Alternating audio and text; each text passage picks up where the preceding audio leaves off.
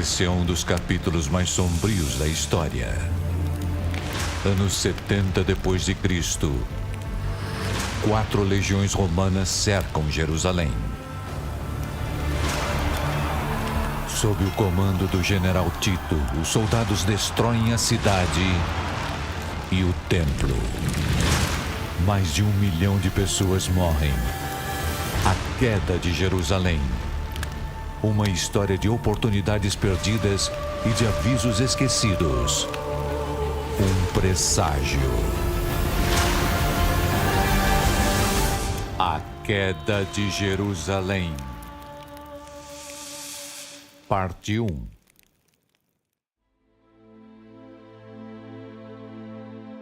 Eram os idos de março de 44 a.C., 74 dias de um novo ano. Uma data em que os romanos saldavam suas dívidas e se envolviam em vários atos religiosos. Mas neste ano em particular, os eventos do mês de março abalaram Roma e marcaram uma reviravolta na história mundial. 5 anos antes, em janeiro de 49 a.C., Júlio César tinha desafiado abertamente a autoridade do Senado romano ao se recusar a abrir mão de seu comando militar. Em vez disso, ele cruzou o rio Rubicão e marchou em direção a Roma à frente de um exército enorme. Esse movimento ousado e calculado desencadeou uma guerra civil que terminou com Júlio César tomando o poder e governando como ditador militar da República Romana. Mas a ambição de César e suas políticas populistas irritaram a elite romana, que era composta principalmente por influentes e poderosos senadores romanos. Em um movimento surpreendente, esses senadores se uniram para assassinar César, enquanto ele estava sentado em sua cadeira no plenário do Senado.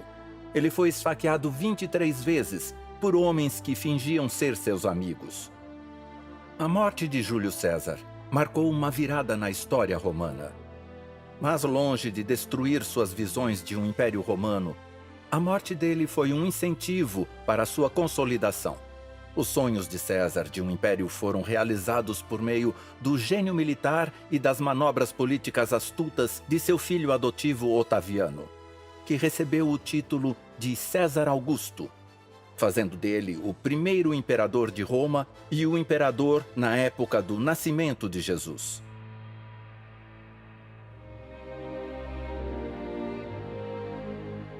Em uma região distante do império cada vez maior, um pobre carpinteiro e sua esposa viajaram de Nazaré a Belém. A mulher estava grávida de seu primeiro filho e acabou dando à luz num velho estábulo nos fundos de uma estalagem. Aquele menino, envolto em panos e ninado em uma humilde manjedoura, estava muito longe da opulência e do poder da corte imperial romana. E, no entanto, ele exerceu mais poder do que qualquer imperador romano jamais exerceria. A partir de agora, veremos uma nova série sobre a história de 2 impérios e 2 ideologias. A ascensão de Roma mudou o mundo inteiro, mas a ascensão do cristianismo também. Um mundo, 2 reinos. 2 reinos com métodos e mensagens muito diferentes. Vamos juntos explorar o nascimento do Império Romano e da Igreja Cristã e como cada reino impactou e se opôs ao outro no episódio de hoje dessa jornada incrível.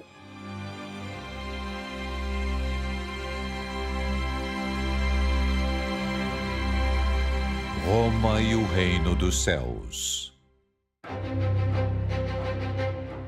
O Império Romano nasceu em 27 a.C., após quase 2 décadas de derramamento de sangue e tumultos. Tudo começou quando Júlio César atravessou o Rubicão, desafiando o Senado romano. E não parou por aí. Os planos de César para o domínio absoluto de Roma nunca viram a luz do dia. As reformas e planos ambiciosos dele irritaram a elite política e social da República e criaram inimigos poderosos entre a elite governante. A situação chegou ao auge no começo de 44 a.C. e começou a se aproximar perigosamente da traição após uma série de eventos, cada um mais incriminador que o outro. Cada um desses eventos parecia apontar para um único resultado inevitável nas mentes do Senado romano. Para eles, Júlio César não queria apenas mudar o cenário social e político da República, mas ele também queria acabar com o conceito de República e se coroar rei de Roma. Então, em 22 de fevereiro de 44 a.C., Cássio Longino se encontrou com seu cunhado, Marco Bruto. Os dois eram senadores romanos e temiam que Júlio César estivesse acumulando muito poder.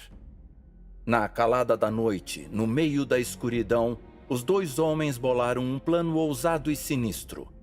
Júlio César deveria morrer. Ele precisava morrer, e eles ficariam mais do que felizes em fazer isso acontecer e facilitar o fim dele. Rápida e silenciosamente, eles começaram a sabotar Júlio César e recrutar outros senadores. E embora seja necessário apenas um homem para assassinar outro, não importando a posição social que ele ocupe, Cássio e Marco sentiram que precisavam de segurança. Caso os apoiadores de Júlio César ficassem violentos e os acusassem de traição, eles precisavam ter um argumento plausível a favor do que haviam feito. Eles imaginaram que, se conseguissem o apoio de senadores romanos importantes, poderiam legitimar o assassinato e salvar suas próprias vidas. Um senador após o outro se juntou à trama. Logo, a rede de conspiradores cresceu com os homens mais influentes do Senado. Parecia que todos estavam no plano. Todos, exceto homens como Marco Antônio, o homem em quem Júlio César mais confiava. Uma reunião no Senado foi marcada para o 15º dia do mês de março, e foi decidido que o assassinato aconteceria naquele dia, no plenário do Senado. Assim que César entrou no plenário do Senado, os conspiradores entraram em ação. Lúcio Cimbro foi o primeiro a fazer alguma coisa. Ele se aproximou de César com uma petição. Cimbro pediu a César que permitisse que seu irmão exilado voltasse para Roma. Enquanto César lia o documento, os conspiradores foram lentamente na direção dele. Fingindo ser uma demonstração de apoio a Cimbro e seu irmão exilado, eles cercaram César e alguns deles, descarregando toda a raiva, começaram a maltratá-lo. Daí Casca desferiu o primeiro golpe, mas César conseguiu desviar. Surpreso e enfurecido, César começou a exigir que os senadores recuassem. Mas em vez de recuar, eles sacaram suas adagas escondidas e o esfaquearam 23 vezes. Foi um fim terrível e grotesco para a vida de um homem poderoso. A morte de César desencadeou uma onda de matança e tumulto em toda a República. Em 16 de janeiro de 27 a.C., o filho adotivo de César, Otaviano, recebeu o título de Augusto pelo Senado. E foi desse jeito que a República foi transformada em um império. Mas não foi só uma transição que aconteceu num piscar de olhos. Após a morte de César, Otaviano começou a acumular silenciosamente mais e mais poder, até que todos os poderes políticos, cuidadosamente separados de Roma, se concentrassem nele. Ele assumiu papéis de senador, cônsul, tribuno, Pontifex Maximus ou sacerdote supremo e comandante militar supremo ao mesmo tempo. Enquanto alguns o viam como um visionário brilhante, outros se perguntavam se ele não era nada mais do que um tirano sedento por sangue e poder. Teve momentos em que ele era os dois, mas Otaviano provou ser um imperador competente, o primeiro de uma longa linhagem de monarcas romanos, cada um mais louco e sedento por sangue do que o anterior. Com Otaviano, ou Augusto César, como ele ficou conhecido, Roma deixou de ser uma república e virou um império. Ele transformou a cidade de Roma com um programa de construção agressivo e suntuoso. Ele construiu novos teatros, aquedutos e estradas, usando os melhores materiais que podiam ser adquiridos nas partes mais distantes do seu império cada vez maior. Mas ele não apenas reconstruiu o Império Romano, como também reestruturou seu cenário político. Ele centralizou todo o poder religioso e político do império em suas próprias mãos, estabelecendo um culto imperial, tornando-se um deus e encorajando os cidadãos de todo o império a adorá-lo. Ele virou um governante supremo, comandante das forças imperiais e sumo sacerdote de todos os templos. Foi uma mudança radical e ousada, a qual a maioria dos romanos se submeteu por causa da prosperidade e relativa paz que o império desfrutou sob o olhar atento e calculista de César Augusto. A grande Pax Romana, ou Paz Romana, onde o império estava livre de conflitos internos e externos, foi uma das maiores conquistas do reinado de César Augusto e marcou o nascimento do Império Romano. Mas por trás de todo esse progresso e prosperidade, estava uma das forças armadas mais poderosas e implacáveis que a história já viu. Esperava-se que todos os líderes políticos romanos servissem nas forças armadas romanas, e César Augusto não era exceção. Ele provou seu valor no campo de batalha durante as guerras civis que aconteceram após a morte de Júlio César. E sob o comando dele, a máquina militar romana cresceu e se expandiu, contando com quase 250 mil homens treinados e disciplinados quando César Augusto morreu em 14 d.C., aos 75 anos. Quando César Augusto morreu, o antigo Império Romano havia se expandido por toda a Itália e a Península Ibérica, incluindo a Gália e a Europa Transalpina, chegando até o Danúbio, grande parte dos Balcãs e da Ásia Menor. Também incluía um pedaço significativo da costa do Levante de Antioquia, no norte, a Gaza, no sul. O Império Romano foi a única superpotência na história a governar todas as margens da bacia do Mediterrâneo, expandindo mais para o interior do que qualquer outra potência dominante. No auge, com o imperador Trajano, Roma tinha quase 5 milhões de quilômetros quadrados, estendendo-se da muralha de Adriano na Grã-Bretanha até o norte da África, e do Atlântico a oeste, às margens do rio Tigre a leste, governando cerca de 1/4 da população mundial. As qualidades que definiam o domínio romano eram conquista e assimilação. Os territórios conquistados foram romanizados com a introdução de arte, cultura, religião e filosofia romanas. O Império Romano era uma máquina com punhos de ferro, comandada centralmente por homens poderosos e opressores, e com as fronteiras muito bem vigiadas pela força militar mais poderosa do planeta. Roma foi provavelmente o maior império que o mundo já viu. Foi o poderio militar romano que tornou o império tão forte e duradouro.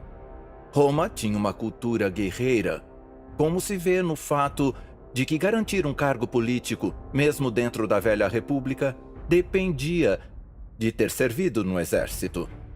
Isso significava que as façanhas mais importantes de Roma foram conquistadas no campo de batalha, e toda a máquina do Estado dependia de um exército profissional para sobreviver e prosperar. No seu auge, no século III d.C., Roma contava com quase 500 mil de soldados em todo o império. Um exército composto por várias unidades de infantaria pesada, com 5 mil homens.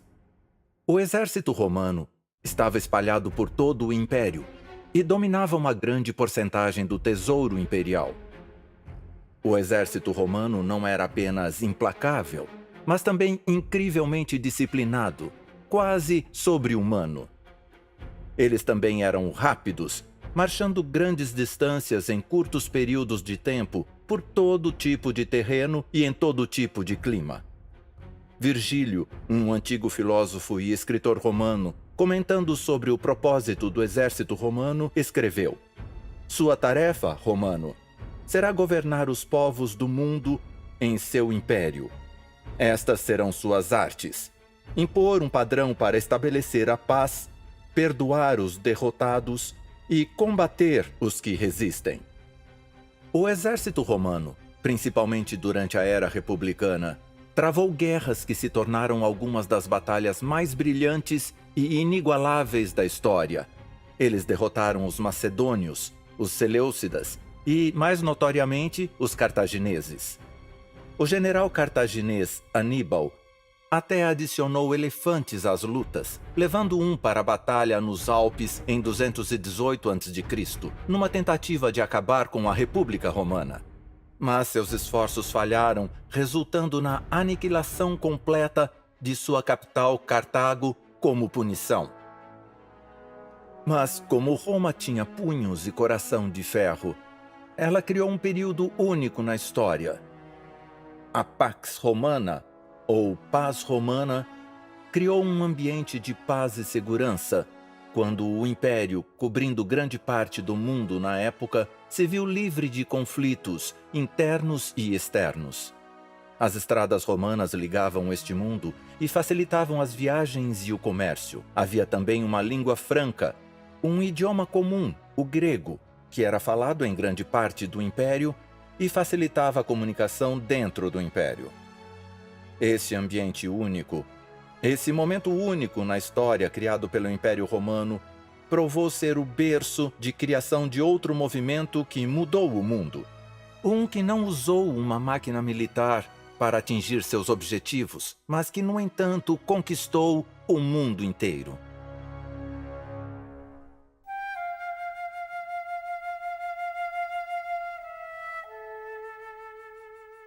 Em uma área distante do Império, numa cidadezinha no meio das colinas da Galileia, um carpinteiro chamado José passou por uma situação complicada.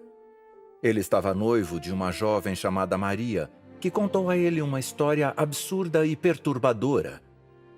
Maria afirmou ter sido visitada por um anjo que disse que ela daria à luz o tão esperado Messias. De fato, José era um homem devoto. E como qualquer outro judeu da época, ele tinha grandes esperanças quanto ao aparecimento do Messias. Os judeus do primeiro século depois de Cristo acreditavam que o Messias viria para derrotar os romanos e estabelecer um reino eterno e invencível na terra, com Jerusalém no centro. Mas a história de Maria era inacreditável demais. De volta à carpintaria na Galileia, José estava tentando descobrir um jeito de terminar discretamente seu noivado com Maria. Ela estava grávida e ele não era o pai. Mas Maria afirmava que a criança era o filho de Deus. Numa noite, enquanto José dormia, ele teve um sonho, e um anjo apareceu para ele com uma mensagem especial dizendo: "José, filho de Davi, não temas receber Maria, tua mulher, porque o que nela está gerado é do Espírito Santo." Depois que o anjo confirmou que a criança que Maria carregava era de fato o Messias, ele designou uma missão a José. "Um menino nascerá, e você deverá dar-lhe o nome de Jesus, porque ele salvará o seu povo dos seus pecados." A missão do Messias não era salvar seu povo dos romanos, mas salvar seu povo de seus pecados. No entanto, o equívoco popular sobre a missão do Messias seguiu Jesus durante todo o seu ministério na terra. Cada milagre que ele realizou, cada sermão que ele pregou, foi mal interpretado e visto a partir do paradigma de uma revolução judaica contra os romanos. Era a esperança mais fervorosa dos judeus e uma que eles esperavam que Jesus cumprisse e concretizasse. Embora Jesus repetidamente tentasse mudar essa ideia deles, suas palavras não eram ouvidas. Quando o povo percebeu que ele podia alimentar 5.000 homens com nada mais do que alguns pães e peixes, eles ficaram muito felizes. Eles o imaginaram alimentando um exército de milhares com poucos recursos. Quando viram ele curando os enfermos, o imaginaram curando soldados feridos num campo de batalha. Quando ele ressuscitou os mortos, eles perceberam que poderiam ser invencíveis. Mas Jesus tinha outros planos e outra missão. Ele veio para salvar o mundo do pecado, não para salvar a nação judaica daquela opressão de Roma. Continuou firme em sua missão, destemido. Mesmo quando ele foi traído por um de seus discípulos de maior confiança e negado por outro, ou condenado perante Pilatos, Jesus articulou consistente e claramente o propósito de sua vida e obra. Quando Pilatos, o procônsul romano, encarregado de julgar e sentenciar Jesus sob a lei romana, perguntou a Jesus se ele era o rei dos judeus, Jesus respondeu: "Meu reino não é deste mundo. Se o meu reino fosse deste mundo, pelejariam os meus servos para que eu não fosse entregue aos judeus." Pilatos respondeu fazendo a mesma pergunta a Jesus novamente: "Então tu és rei?" E Jesus respondeu: "Tu dizes que eu sou rei. Eu para isso nasci e para isso vim ao mundo, a fim de dar testemunho da verdade. Todo aquele que é da verdade, ouve a minha voz." A missão de Jesus era de natureza inteiramente espiritual, enquanto os judeus procuravam um Messias que liderasse uma revolução militar. E com raiva, ódio e desapontamento pela falta de vontade dele de aceitar aquelas ideias, eles pediram sua morte. Jesus foi crucificado numa cruz romana, uma punição reservada para criminosos comuns. Foi a morte mais dolorosa e excruciante já concebida pelo homem. No entanto, embora parecesse que toda a missão de Jesus havia terminado em derrota, o punho de ferro de Roma não conseguiu derrotá-lo.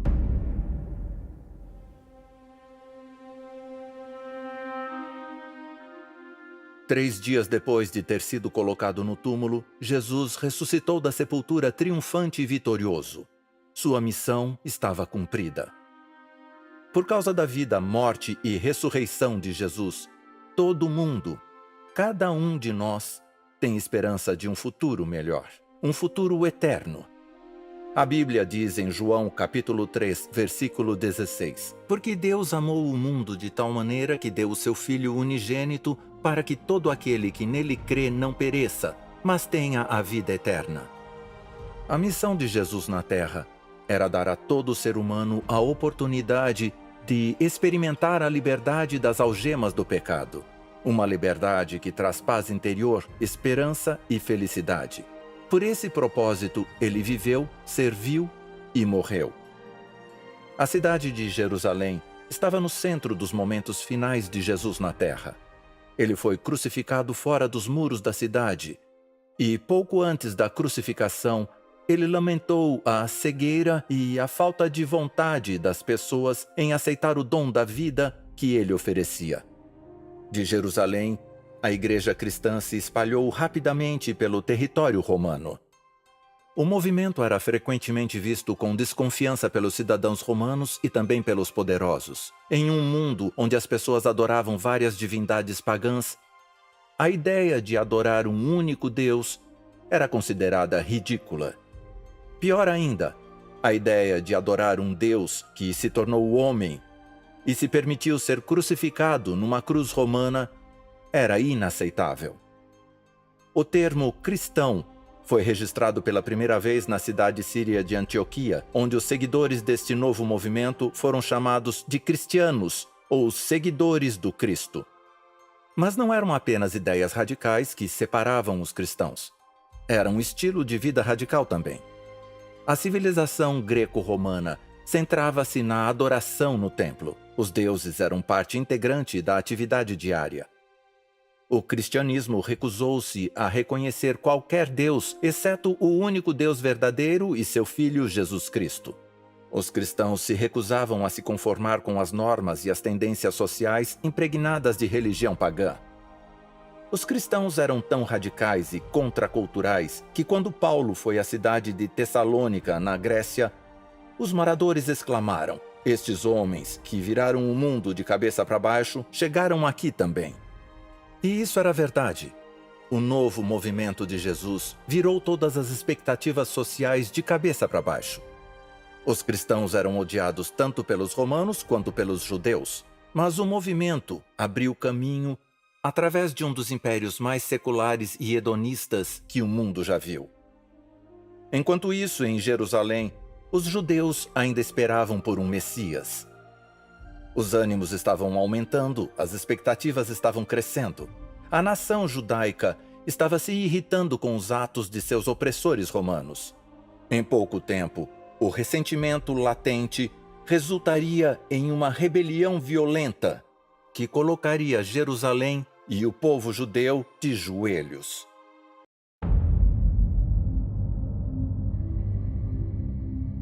Em 14 de abril do ano 70 d.C., Tito, o general romano e futuro imperador, deu início ao cerco de Jerusalém.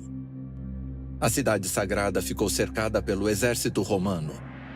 Cerca de 80.000 soldados, incluindo 4 legiões, uma delas sendo a lendária 10ª Legião, estavam posicionadas no Monte das Oliveiras com vista para Jerusalém. A cidade foi tomada num cerco mortal que se fechava cada vez mais. Não havia escapatória. Nenhum abastecimento de comida ou de água foi permitido na cidade.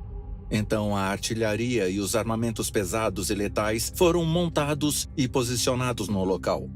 O arsenal incluía torres de cerco, catapultas, arietes e lança-chamas.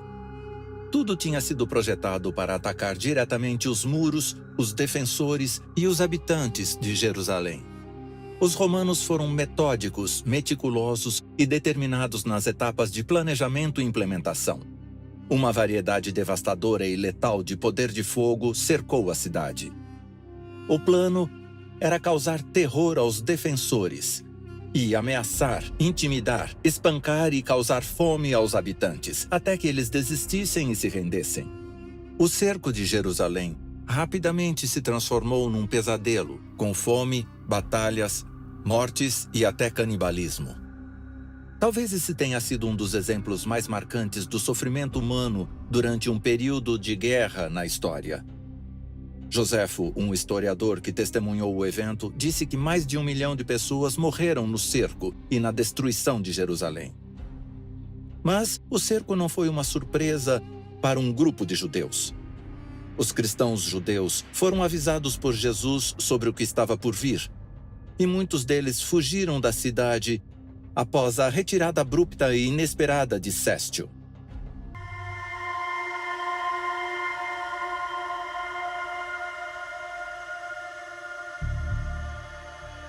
Numa noite sem luar na primavera, no ano 70 d.C., um pequeno grupo de judeus saiu silenciosamente em direção aos muros de Jerusalém. Saindo por um portão secreto, eles correram para os campos além dos muros, em busca desesperada por comida e água. Se pudessem, eles teriam escapado tranquilamente da cidade, mas havia um único obstáculo impenetrável entre eles e a liberdade: a presença circundante do exército romano. O melhor cenário que poderiam encontrar seria o de colher plantas silvestres que cresciam perto dos muros da cidade. Eles estavam morrendo de fome. As coisas ficaram tão ruins dentro da cidade sitiada que as pessoas estavam comendo cintos e sandálias de couro. Certos de que qualquer coisa seria melhor do que couro de sapato, essas pessoas corajosas se juntaram para buscar qualquer comida que pudessem encontrar fora da cidade. Mas com essa tentativa, elas corriam um grande risco, um que muitas vezes não compensava. Em uma noite em particular, o infeliz grupo foi localizado por sentinelas romanos e seus olhos de falcão. Eles foram presos, torturados e pendurados em cruzes que foram erguidas em frente aos muros da cidade. Na verdade, todos os homens judeus que eram capturados durante o cerco de Jerusalém eram crucificados. Havia tantas cruzes cobrindo a área imediatamente fora dos muros da cidade que parecia um vasto cemitério de morte e destruição. Quando Tito sitiou Jerusalém na primavera do ano 70 d.C., a cidade não estava preparada para o ataque. Os judeus já tinham derrotado os exércitos romanos do general Céstio e da 12ª Legião apenas 6 meses antes, e eles não esperavam outro ataque tão cedo. Na verdade, os judeus derrotaram os romanos de forma tão implacável no final do ano 69 d.C. que quase subjugaram as orgulhosas legiões romanas. Eles retornaram a Jerusalém triunfantes e sobrecarregados com os espólios da vitória. No entanto, os romanos estavam determinados a subjugar esse pedaço rebelde de seu império. Os judeus eram conhecidos pela obstinação e por resistirem com persistência ao domínio romano. Uma combinação de fatores que Roma se recusava a aceitar. Onde Sestio tinha falhado, Tito estava determinado a alcançar sucesso. Em abril do ano 70 d.C., apenas 3 dias antes do Pessa, o exército romano convergiu para Jerusalém com um novo general no comando. Mais de 1 milhão de judeus tinha se reunido dentro dos muros da cidade sagrada para comemorar o Pessa, o que os tornava alvos fáceis da destruição que se aproximava. Na época, Jerusalém estava parcialmente preparada para qualquer tipo de agressão militar. Isso se devia em grande parte ao fato de que, durante as guerras judaico-romanas, entre os anos 66 e 70 d.C., a cidade tinha passado por um período de intensa agitação. As guerras judaico-romanas foram uma série de revoltas contra o Império Romano que começaram em 66 d.C. O estopim da revolta foi uma resposta ao aumento das tensões religiosas e aos altos impostos, o que resultou em represálias contra os cidadãos romanos. Em retaliação, o governador romano da Judéia saqueou o templo em Jerusalém e orquestrou ataques para prender figuras políticas e religiosas importantes dentro da comunidade judaica. Isso levou a uma rebelião em larga escala, resultando em oficiais romanos abandonando Jerusalém devido à pressão dos rebeldes. O imperador Nero pediu a Vespasiano, um general romano, para dar fim à rebelião com o apoio de seu filho Tito. Então, após o Pessa dos anos 70 d.C., a cidade estava nas mãos de várias facções rebeldes de zelotes. O governo provisório de curta duração estabelecido pelos romanos entrou em colapso e todos ficaram atentos. Jerusalém inicialmente tinha provisões suficientes para resistir a um cerco, mas logo após a vitória decisiva sobre Sestio, os líderes rebeldes judeus baixaram a guarda. Os estoques de alimentos e suprimentos tinham diminuído, deixando a cidade despreparada para um cerco prolongado, especialmente considerando o grande número de refugiados e forasteiros que entraram em Jerusalém para celebrar o Pessa. Quando Tito cercou a cidade, o caos inundou as ruas. Em 3 semanas, o exército romano conseguiu abrir caminho através das 2 muralhas externas da cidade. Apenas a terceira parede, a mais grossa, permaneceu de pé, em grande parte devido aos rebeldes obstinados que defenderam desesperadamente a cidade. Logo, a fome assolou os habitantes encurralados. Mas o cerco não foi uma surpresa para um grupo de judeus. Os cristãos judeus foram avisados por Jesus sobre o que estava por vir, e muitos deles fugiram da cidade após a retirada abrupta e inesperada de Sestio. Eles se lembraram de como, do topo do Monte das Oliveiras, Jesus olhou para a pacífica cidade de Jerusalém e sentiu seu coração apertar de temor. Nada sobre a cidade naquela época indicava perigo, mas Jesus olhou para o futuro e pôde ver as nuvens carregadas que surgiam à distância. Muito abatido, ele clamou: "Quem dera que tu, até mesmo tu, soubeste neste dia as coisas que leva-te à paz. Mas agora, tudo isso está escondido de teus olhos, pois dias virão em que os teus inimigos levantarão uma barricada ao teu redor, e te cercarão, e te margearão por todos os lados, e te derrubarão no chão, a ti e a teus filhos dentro de ti. E não deixarão em ti pedra sobre pedra, porque não conheceste o tempo da tua visitação." Quando Jesus falou essas palavras, encontradas em Lucas capítulo 19, versículos 42 e 44, a cidade de Jerusalém era uma imagem de paz e prosperidade. As enormes muralhas e palácios da capital pareciam zombar da ideia de destruição. No entanto, Jesus vislumbrou o futuro através das páginas da história e traçou com precisão aterradora os horrores que cairiam sobre a cidade em apenas 40 anos. Jerusalém seria subjugada, a cidade assolada e o templo destruído. Quando Jesus se aproximou da cidade, a Bíblia nos diz que ele chorou por ela. Um estranho contraste com a alegria e o júbilo que o cercava. Ao seu redor, os gritos alegres dos adoradores lotavam as ruas movimentadas, ramos de palmeiras ondulavam e o povo o proclamava rei. Mas o coração de Jesus estava tomado de temor pelo destino de seu povo amado. Em poucos dias, Jesus saberia que seria crucificado. Mas o que mais o preocupava era a ruína iminente da cidade que ele amava e das pessoas que ele considerava seu povo. Andando pelo mesmo local que Tito e a 10ª Legião ocupariam mais tarde, Jesus quase conseguia ouvir os passos do exército romano se preparando para a guerra. Seu olho profético contemplou os milhares de habitantes sentenciados de Jerusalém e ele ouviu as vozes das mães e filhos chorando por comida, enfraquecidos e acometidos pelos horrores da fome. 2 dias antes do Pêssah, Jesus havia deixado a área do templo com os discípulos pela última vez. O templo parecia indestrutível. Uma grande quantidade de riquezas e trabalhos romanos foram colocados nas construções por Herodes o Grande. As pedras de mármore foram cortadas com precisão e enviadas diretamente de Roma para a Judéia. Os discípulos as apontaram para Jesus e exclamaram: "Olha, mestre, que pedras maciças! Que construções magníficas!" A única resposta de Jesus foi: "Vês essas grandes construções? Não sobrará pedra sobre pedra. Todas serão derrubadas." Foi uma declaração surpreendente e decepcionante, que deixou os discípulos com uma expressão perplexa e confusa. Quem ousaria derrubar o templo? E por quê? Em primeiro lugar, estava sob a proteção de Deus, e em segundo lugar, os próprios romanos tinham investido nele. Então, certamente, eles não gostariam de vê-lo destruído.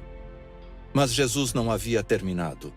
Ele lançou uma descrição profética detalhada da destruição de Jerusalém, que também serviu como uma descrição profética do estado do mundo imediatamente antes da sua segunda vinda. Encontramos a descrição em Mateus capítulo 24, e é uma resposta à pergunta feita pelos discípulos. Dize-nos, quando tais eventos sucederão e que sinal haverá da tua vinda e do fim dos tempos? O próprio pensamento da destruição de Jerusalém e do templo era tão chocante e angustiante para os discípulos que eles automaticamente presumiram que esses eventos só poderiam estar ligados ao fim do mundo. Jesus não corrigiu suas premissas. Em vez disso, ele mapeou os 2 eventos em um único panorama profético. Mateus capítulo 24 começa com uma advertência contra falsos cristos e também falsos profetas, antes de passar para uma descrição detalhada de guerras, fome, pandemias e vários desastres naturais. É uma descrição do mundo em que vivemos hoje. Jesus respondeu: "Cuidado que ninguém vos engane, pois muitos virão em meu nome dizendo, 'Eu sou o Messias', e enganarão a muitos. Ouvireis falar de guerras e rumores de guerras, mas cuidai para não vos alarmardes. Essas coisas devem acontecer, mas o fim ainda está por vir. Nação se levantará contra nação, e reino contra reino. Haverá fome e terremotos em diversos lugares. Todas essas coisas são o princípio das dores do parto." Ao longo do século passado, falsos líderes religiosos apareceram com uma frequência maior. Falsos profetas têm desencaminhado milhares de pessoas e até agora estão espalhados por todo o mundo religioso. Outra das previsões certeiras de Jesus no último século foi o aumento da frequência e intensidade das guerras, fome e desastres naturais. As piores guerras que o mundo já viu ocorreram durante o século XX. A fome no mundo aumentou devido a um aumento acentuado no crescimento populacional e diversos conflitos. os desastres naturais também são mais frequentes. Na Austrália, apenas na última década, vimos alguns dos piores incêndios e inundações que o país já testemunhou. Nos últimos anos, o mundo viveu uma das piores pandemias globais da história. A pandemia de coronavírus se espalhou pelo mundo como uma maré letal, independentemente dos ganhos significativos que a ciência médica obteve no último século. Jesus se refere aos eventos que cercam sua vinda como dores de parto. Como o trabalho de parto, os sinais aumentariam em frequência e intensidade à medida que a história se aproximasse do clímax da sua segunda vinda. Quando olhamos o mundo em que vivemos hoje, uma coisa fica clara. Os sinais que Jesus nos apresentou, indicando a proximidade da sua vinda, estão surgindo diante de nossos olhos. Vivemos tempos emocionantes. O caos em espiral que vemos ao nosso redor aponta diretamente para o evento mais glorioso que o mundo já viu. Jesus voltará em breve. A pergunta é: estamos prontos para encontrá-lo? Jesus continua seu panorama profético, retornando aos eventos que indicariam tanto sua segunda vinda quanto a destruição de Jerusalém. Um em especial é particularmente interessante. Quando então virdes que a abominação da desolação proferida pelo profeta Daniel está no lugar santo, quem lê, entenda. Então os que estiverem na Judéia, fujam para as montanhas. A passagem refere-se aos estandartes romanos portando as insígnias, tanto do império quanto do culto imperial, sendo fincados na área em que os judeus consideravam solo sagrado. Jesus alertou seus seguidores para que assim que vissem isso acontecer, deveriam se preparar para deixar a cidade, porque a destruição dela seria iminente. Jesus continuou e advertiu a todos que eles não deveriam hesitar. E quem estiver sobre o telhado, não desça a tirar alguma coisa de sua casa. E quem estiver no campo, não volte atrás a buscar as suas vestes. No momento em que notassem os sinais preditos se cumprindo, eles deveriam se preparar para fugir e escapar imediatamente. Bom, qualquer um que ouvisse Jesus prevendo e predizendo a destruição de Jerusalém poderia considerá-lo um alarmista enlouquecido ou um rebelde insurgente aliado aos romanos. O que ele estava prevendo parecia impossível. Herodes não somente tinha esbanjado dinheiro na cidade para melhorá-la esteticamente, como também para fortalecê-la. As paredes foram reforçadas e numerosas torres e fortalezas foram construídas. Jerusalém era uma cidade situada numa colina que nunca poderia ser tomada. Mas, como diz aquele velho ditado, nunca diga nunca. Não importa se parecia inconcebível na época os romanos derrubarem Jerusalém. Eles derrubaram os muros, saquearam a cidade e a botaram abaixo. Nos 40 anos que se seguiram à morte de Jesus, Jerusalém ficou cada vez mais parecida com Roma, apesar do fato de que a cidade afirmava pertencer a Deus. Logo, o fascismo político começou a germinar. Havia muita insatisfação com o domínio romano, que começava a borbulhar e a explodir com o passar do tempo. Entre os anos 66 e 70 d.C., os judeus entraram em confronto com os romanos. A luta é conhecida como Guerras Judaicas ou Rebelião Judaica. Então, no ano 70 d.C., por volta da época da Festa dos Tabernáculos, Céstio, o governador romano da região, cercou a cidade e a sitiou pela primeira vez. Foi uma provação assustadora, mas muitos dos judeus zelotes não estavam dispostos a desistir sem lutar. Para os cristãos judeus, os estandartes da águia romana, que foram fincados no solo sagrado de Jerusalém, invocaram a lembrança da profecia de Jesus. Eles observaram e esperaram um sinal de que era hora para eles partirem. E assim como Jesus predisse, eles tiveram uma janela de oportunidades para escapar. De repente, sem aviso, Céstio Gallus ordenou uma retirada. A essa altura, os judeus estavam seriamente pensando em se render. A retirada repentina de Céstio, sem qualquer motivo aparente, alimentou suas fracas esperanças. Também alimentou as esperanças dos cristãos judeus. Enquanto os rebeldes judeus perseguiam Céstio, os cristãos judeus aproveitavam a oportunidade para deixar a cidade. Eles se reuniram na cidade de Pela, localizada na Pérea do outro lado do Rio Jordão.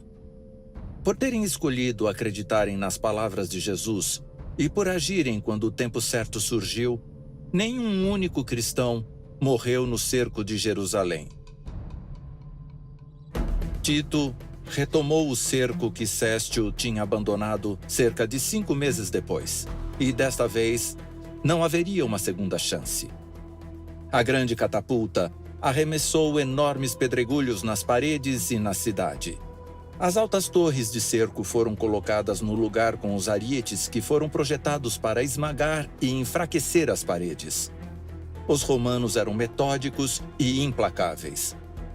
Sob o comando de Tito, Jerusalém foi afligida pela fome. As mães devoravam os próprios filhos. Filhos roubavam comida de seus pais idosos e moribundos. As pessoas passaram a comer tudo o que encontrassem para sobreviver. O cerco de Jerusalém trouxe à tona o pior da natureza humana. Milhares morreram de fome e por doenças. Embora repelidos pelo que estava acontecendo dentro da cidade, os romanos se recusaram a abandonar o cerco. Eles estavam determinados a trazer terror aos corações dos judeus e a acabar com a prolongada rebelião de uma vez por todas. Eles capturaram prisioneiros e os torturaram, e depois os penduraram em cruzes. Os corpos dos mortos e moribundos eram empilhados ao longo dos vales. Cruzes, como árvores em uma floresta, povoavam o vale de Josafá. Mesmo assim, Tito não cedia. Ele não aceitaria nada menos do que uma rendição absoluta. Tito então se preparou para um ataque final. Ele deu instruções específicas para que o templo sagrado não fosse tocado. A construção era valiosa demais para ser incendiada descuidadamente em um conflito. Mas Jesus tinha predito a derrubada e destruição do templo. E a palavra de Deus é sempre soberana. No caos do ataque, um soldado lançou uma única tocha acesa no templo, e imediatamente as vigas com seus núcleos de cedro no local sagrado pegaram fogo. Horrorizado, Tito correu para tentar conter a situação, mas era tarde demais. Enfurecidos com a guerrilha dos judeus zelotes, os soldados romanos começaram a lançar mais tições no templo. Eles também sacaram suas espadas e massacraram todos os zelotes que conseguiram encontrar escondidos no templo. Fogo e sangue se misturaram. O sangue corria como água pelos degraus do templo em ruínas, em um córrego sinistro. Nada poderia ter sido feito para salvar o templo. Não muito tempo depois de o templo ter sido destruído, toda a cidade caiu nas mãos dos romanos. Os rebeldes judeus abandonaram suas torres e ameias, e Tito e seus soldados os encontraram desolados. Ele ordenou que a cidade e o templo fossem destruídos até os alicerces. Assim como Jesus tinha predito, não restou pedra sobre pedra. O que antes parecia impossível, agora era uma realidade. Se mais pessoas dentro da cidade tivessem ouvido as palavras de Jesus, elas teriam escapado com vida. Os seguidores de Jesus sobreviveram à destruição de Jerusalém. Eles espalharam seus ensinamentos por todo o Império Romano, dando origem a uma nova religião, o cristianismo. Em Jeremias capítulo 29, versículo 11, Deus diz: "Pois eu conheço os planos que tenho para vós, declara o Senhor. Planos para que prospereis e não para vos prejudicar. Planos para dar-vos esperança e um futuro." Os planos de Deus para nós são sempre os melhores. Mas para que Ele os execute em nossas vidas, Ele precisa de nossa cooperação. Se estivermos dispostos a colocar nossas vidas nas mãos dele, vamos nos encontrar, como os cristãos judeus, na segurança de Pela, e não no meio da destruição de Jerusalém. Há segurança na palavra de Deus. À medida que os sinais da vinda de Jesus aumentam em frequência e intensidade, sinalizando que o maior clímax da história da Terra não está distante, Deus nos oferece um porto seguro por meio de sua palavra. Os primeiros cristãos.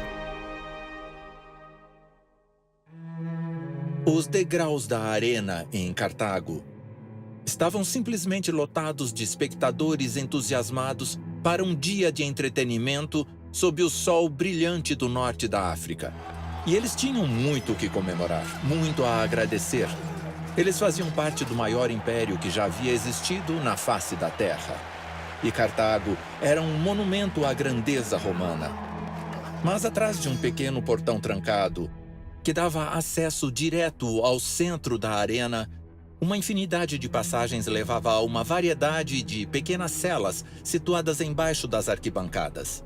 Lá, sob os pés dos espectadores, o clima era mais sombrio, carregado tanto de tristeza quanto de terror. O calor era insuportável e os prisioneiros tinham dificuldades para respirar. Havia 5 pessoas, 2 mulheres e 3 homens. Eles tinham sido presos pelo crime de serem cristãos. O Império não só odiava o cristianismo, como também se recusava a descansar até que ele fosse destruído da forma mais cruel possível. Os 5 prisioneiros seriam executados de uma forma que entusiasmasse a população romana. Eles serviriam de alimento para feras selvagens nos jogos militares realizados na Arena de Cartago, em homenagem ao aniversário do imperador Sétimo Severo. Quando os cristãos marcharam para dentro da arena, a multidão foi à loucura, assistindo aos prisioneiros que cambaleavam.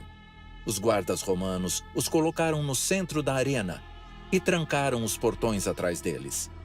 A multidão ficou em silêncio. Todos ouvem o som de correntes de ferro sendo erguidas e de um segundo portão sendo elevado. Esse portão liberou leões na arena. E enquanto a multidão assistia a tudo com uma sede de sangue incontrolável, os leões despedaçavam os cristãos. Não era fácil ser cristão nos primeiros séculos do primeiro milênio. A liberdade religiosa era algo inédito no Império Romano. Como os primeiros cristãos conseguiram sobreviver a séculos de tormenta? Bom, quando Jesus se sentou no Monte das Oliveiras e compartilhou com seus discípulos qual seria o trágico destino de Jerusalém, ele contou a eles tanto sobre sua segunda vinda quanto sobre a perseguição que seus seguidores enfrentariam. Olhando através dos séculos, ele viu em uma visão profética a terrível perseguição pela qual a igreja cristã passaria. Ele sabia o que isso custaria às pessoas que escolhessem segui-lo. Jesus descreveu a história da igreja primitiva nessas poucas frases poderosas, encontradas em Mateus capítulo 24, versículo 9. Então vos entregarão à tribulação e vos matarão, e sereis odiados por todas as nações por causa do meu nome. Jesus podia ver o futuro e previu que seus discípulos teriam que enfrentar muitos desafios, e suas previsões eram terrivelmente precisas. O principal motivo para grande parte da perseguição que a igreja enfrentou no início foi o nível de ruptura que o cristianismo introduzia no mundo romano. O cristianismo era visto como algo novo, desafiador e até inquietante. Sabe, os cristãos adoravam um Deus desconhecido, um Deus invisível, um Deus que não era feito por mãos humanas. Um Deus que não era nada parecido com os deuses romanos, ídolos feitos à mão, em pedra, madeira, ouro e prata. E a religião cristã afastou muitas pessoas da adoração aos deuses romanos, o que incluía a adoração aos imperadores romanos. Mais tarde, parte dos cristãos se recusou a adorar a figura do imperador. E isso garantiu a eles um lugar entre os membros mais desprezados e perseguidos do Império Romano. O livro bíblico de Hebreus descreve a experiência da igreja cristã primitiva com essas palavras: outros sofreram escárnio e açoites, e foram até acorrentados e aprisionados, foram apedrejados, foram cerrados ao meio, foram mortos pela espada. A primeira onda de perseguição começou sob os líderes judeus em Jerusalém, na época do apedrejamento de Estevão. Aumentou com o imperador Nero, e continuou com vários graus de intensidade ao longo dos primeiros séculos. Nero justificou suas perseguições, acusando os cristãos de causar o incêndio que queimou a maior parte de Roma e acusando falsamente os cristãos de outros crimes graves. Eles foram acusados de serem a causa de todos os desastres naturais que ocorreram durante todo o Império, simplesmente porque sua adoração a um Deus desconhecido e invisível supostamente teria irritado os deuses e deusas de Roma. Eles também foram acusados de se rebelarem contra o Império e o Imperador, porque se recusavam a se curvar e a adorar o Imperador. Milhares de cristãos foram entregues às autoridades por vizinhos e amigos desconfiados. Milhares de cristãos foram lançados às feras selvagens em arenas por todo o Império. Outros foram queimados vivos em anfiteatros com uma multidão de espectadores torcendo por suas mortes. A crucificação também era um método de tortura e morte popular para muitos cristãos. Muitas vezes a tortura e a aniquilação de cristãos eram os principais entretenimentos em festivais públicos. Contudo, em vez de acabar com o movimento, a perseguição parecia apenas aumentar sua propagação. Tertuliano, um dos primeiros cristãos, escreveu essas palavras sobre a perseguição que os cristãos enfrentavam. Vocês podem nos matar, nos torturar, nos condenar, mas quanto mais formos ceifados por vocês, mais cresceremos em números. O sangue dos cristãos é semente. Para cada cristão que foi queimado, açoitado, crucificado ou torturado, dezenas de outras pessoas se levantaram para tomar seu lugar. A igreja cresceu e prosperou apesar dos golpes devastadores desferidos pelo Império Romano contra ela. Mas esse período do cristianismo não foi marcado apenas por perseguições. Também foi uma época de crescimento e pureza espiritual sem precedentes. Durante os primeiros 2 ou 3 séculos do primeiro milênio, a igreja prosperou de uma forma nunca mais vista igual. Mas o que levou a esse crescimento e a essa pureza? Bom, o livro do Apocalipse nos dá algumas respostas muito interessantes. Embora o livro do Apocalipse seja principalmente um livro profético expresso em símbolos, ele começa com uma série de mensagens enviadas por Jesus à igreja primitiva. Essas mensagens foram planejadas para encorajar, fortalecer e guiar a igreja pelas provações que viriam e para nos fornecer uma visão mais profunda das condições da igreja primitiva e dos desafios que ela enfrentou. A primeira mensagem foi dirigida à igreja em Éfeso. Essa congregação nos oferece um bom exemplo do que a igreja primitiva enfrentava. Éfeso era uma cidade portuária vibrante, conhecida tanto por sua opulência quanto por sua grandeza. Rica em comércio e cultura, ela foi um dos centros de comércio mais importantes ao longo da rota comercial do Império. Mas a construção mais famosa de Éfeso foi o Templo de Ártemis, conhecida como Diana pelos romanos. A cidade era o principal local para a adoração da deusa considerada a divindade ligada à caça, ao parto, aos animais selvagens e à castidade. Quando o apóstolo Paulo visitou a cidade por volta do ano 52 d.C., ela era uma metrópole urbana devotada à adoração de Ártemis.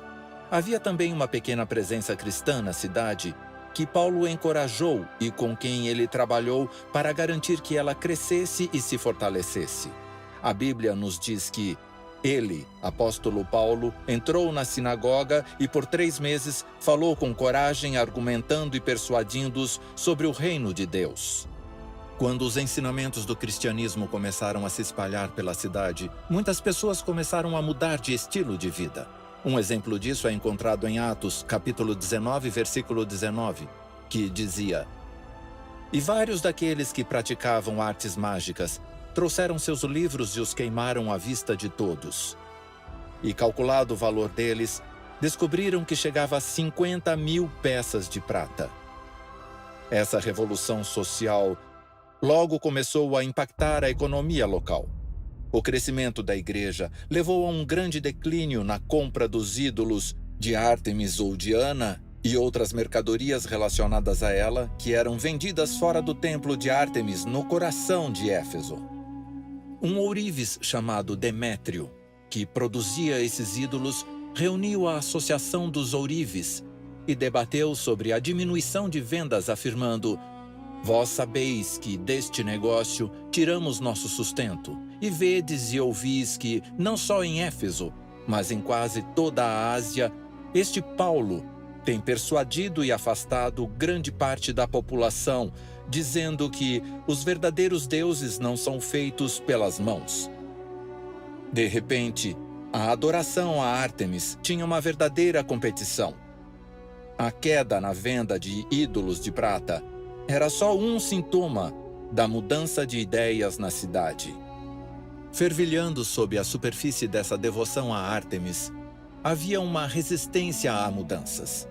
A ordem natural das coisas vinha sendo desafiada por uma nova religião, e alguns efésios não gostaram nada disso. Na antiga cultura greco-romana, a religião desempenhava um papel vital em quase todas as facetas da vida.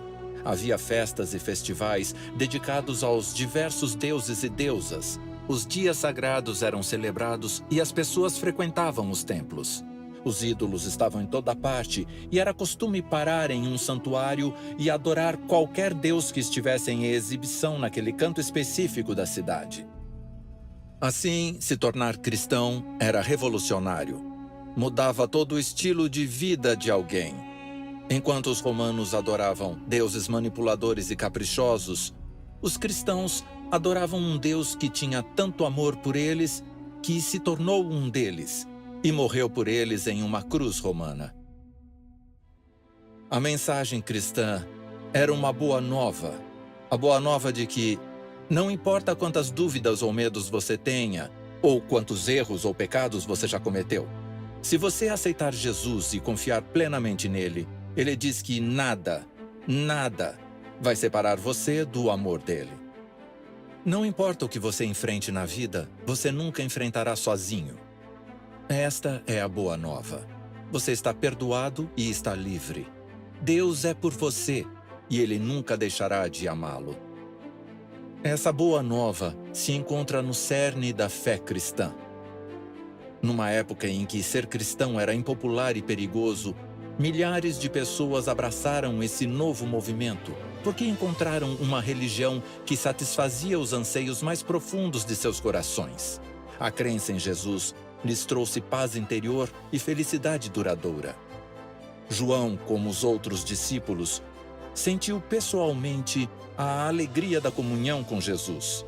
Foi isso que o motivou a compartilhar as boas novas de um Salvador. Isso também foi o que motivou outros cristãos a não só compartilharem sua fé, mas também se agarrarem a ela apesar da perseguição. Então, como os primeiros cristãos conseguiram se conectar com Jesus, mesmo quando ele não estava fisicamente presente? Bom, primeiro, Jesus tinha prometido enviar o Conselheiro, o Espírito Santo, como seu representante. Então, sua presença estava sempre com eles. Em João capítulo 14, versículos 16 a 18, Jesus diz: E eu rogarei ao Pai, e Ele vos dará outro Consolador para ficar convosco para sempre, o Espírito da verdade que o mundo não pode receber, pois não o vê nem o conhece. Vós o conheceis porque Ele habita em vós e estará em vós. Eu não vos deixarei órfãos, eu virei por vós. Jesus prometeu enviar o Espírito Santo a seus seguidores. O próprio Jesus estaria presente para eles na forma de seu Espírito e os confortaria e os ajudaria a enfrentar os desafios pelos quais eles passariam. Mas não foi somente a presença do Espírito Santo em seus corações que ajudou os cristãos a se conectarem com Jesus. Também foi o poder da Palavra de Deus que eles tinham na forma do Antigo Testamento, dos Evangelhos e das várias cartas escritas pelos apóstolos às igrejas. Durante seu tempo na terra, Jesus disse a seus discípulos: Vós examinais as Escrituras porque credes que nelas encontrareis a vida eterna, e são elas que testificam de mim. A melhor maneira de viver a comunhão com Jesus é por meio das Escrituras, e foi exatamente isso que a igreja primitiva fez. Eles passaram tempo estudando a Bíblia, a Palavra de Deus, não de forma superficial e sim de forma aprofundada. Embora a igreja primitiva tenha passado por desafios significativos, eles não se desgastaram ou desistiram de sua fé. Porque, de forma cuidadosa e diligente, eles basearam suas crenças na palavra de Deus. Escrevendo à igreja de Éfeso, Paulo instruiu: "Por fim, sede fortes no Senhor e na força de seu poder. Vesti toda a armadura de Deus para que podeis resistir às ciladas do diabo. E tomai o capacete da salvação e a espada do Espírito, que é a palavra de Deus." Quando um soldado ia para a batalha naquela época, sua espada era tanto uma arma de ataque quanto de defesa. Ela não servia somente para atacar um inimigo, mas também para repelir um ataque. A Bíblia nos diz que somos todos soldados envolvidos numa batalha espiritual. Porque não é contra carne e sangue que temos que lutar, mas sim contra os principados, contra as autoridades, contra os poderes cósmicos sobre as trevas presentes, contra as forças espirituais do mal nos lugares celestiais. A palavra de Deus é nossa arma neste conflito cósmico. Foi a arma que a igreja primitiva usou para lutar contra os poderes das trevas. Mas as forças das trevas não poderiam triunfar frente à palavra de Deus, a Bíblia. Ela não só apresentou a verdade a todos os que estavam dispostos a ouvi-la, mas também transformou a vida de todos aqueles que escolheram segui-la. Um exemplo poderoso da fé e coragem da igreja cristã primitiva é a história de Policarpo, o bispo da igreja de Esmirna, uma cidade na Ásia Menor, que hoje é conhecida como a cidade de Izmir, na Turquia. Policarpo tinha cerca de 86 anos quando se tornou mártir. Ele provavelmente foi o último cristão vivo a ter conhecido um dos 12 apóstolos, tendo sido discípulo do apóstolo João. Policarpo foi preso e levado ao procônsul romano, cujo coração se amoleceu quando viu o idoso cristão. Na tentativa de oferecer a ele uma escapatória, o procônsul o encorajou a queimar incenso a César e jurar fidelidade a ele. "Jure por César", o procônsul requisitou. "Renegue o seu Cristo, e eu o libertarei." Quando Policarpo ouviu isso, ele fixou o olhar no jovem e impaciente procônsul e disse: "Por 86 anos eu o servi, e ele nunca me abandonou. Como posso blasfemar contra meu rei e meu salvador?" Policarpo foi levado para a arena e amarrado à estaca em que ele foi queimado diante de uma multidão de espectadores que clamava por seu sangue. Após sua morte, a igreja de Esmirna continuou a crescer. Infelizmente, não demorou muito para que a igreja fosse atacada de uma forma muito mais insidiosa. Enquanto a perseguição auxiliou a igreja a crescer e a prosperar, a paz, em troca do compromisso espiritual, provou ser sua ruína. O apóstolo Paulo advertiu os líderes da igreja em Éfeso que essa ameaça pairava no horizonte e os encarregou de salvaguardar a pureza da igreja. "Eu sei que, após a minha partida, lobos ferozes entrarão no meio de vós, que não pouparão o rebanho, e que dentre vós mesmos surgirão homens que falarão coisas perversas para atraírem discípulos para si." Lenta e insidiosamente, o perigo penetrou a igreja na forma da mistura de cristianismo e do paganismo. Durante os primeiros anos do movimento, a palavra de Deus tinha sido o alicerce sobre o qual a igreja foi construída. Mas, depois da conversão do imperador Constantino, a religião e as práticas pagãs romanas começaram a se infiltrar na igreja. Em pouco tempo, as tradições pagãs tomaram o lugar da palavra de Deus, e a igreja, antes pura e verdadeira, mergulhou em uma escuridão cada vez mais profunda. Por que é tão importante para a igreja em todas as épocas ter uma base firme na Bíblia, a única palavra de Deus? Em João capítulo 8, versículo 32, Jesus disse essas palavras a seus discípulos: "Conhecereis a verdade, e a verdade vos libertará." A verdade traz liberdade. É simples assim. Para que possamos prosperar e não apenas sobreviver, precisamos ter a luz da verdade. Mas onde encontramos a verdade? Mais uma vez, Jesus nos dá a resposta em João capítulo 17, versículo 17. Santifica-os na verdade. A tua palavra é a verdade. A palavra de Deus é a fonte de toda a verdade. Em suas páginas você encontrará as respostas para todas as perguntas mais importantes da vida. A igreja primitiva cresceu e prosperou porque era um movimento fundamentado na palavra de Deus. Os primeiros cristãos eram corajosos e se mantinham firmes diante de terríveis provações porque faziam da palavra de Deus a base de suas vidas. Vivemos num mundo repleto de problemas. Para onde quer que olhemos, vemos sofrimento, tristeza, doença e morte. Para onde quer que olhemos, vemos as divisões entre verdadeiro e falso, fato e ficção, começando a se dissipar. Nosso mundo precisa de uma base sólida. Precisamos construir em cima de alguma coisa que resistirá às tempestades que virão. A Bíblia é o alicerce mais seguro que você encontrará.